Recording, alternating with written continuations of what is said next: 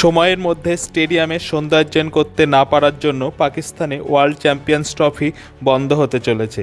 রাওয়ালপিন্ডি, করাচি, লাহোর এই তিনটি স্টেডিয়ামে চ্যাম্পিয়ন্স ট্রফি খেলানোর কথা ছিল, আর ভারতের ম্যাচগুলি হাইব্রিড মডেলে দুবাইয়ে খেলানো হবে।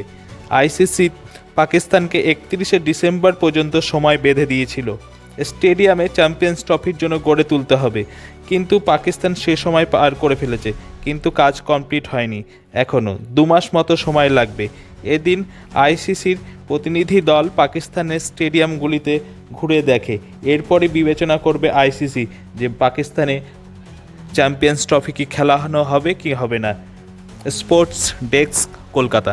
এ বিষয়ে আরও জানতে কলকাতা সমাচার চ্যানেলটি লাইক করুন, সাবস্ক্রাইব করুন ও বেল আইকনটি প্রেস করুন। ধন্যবাদ।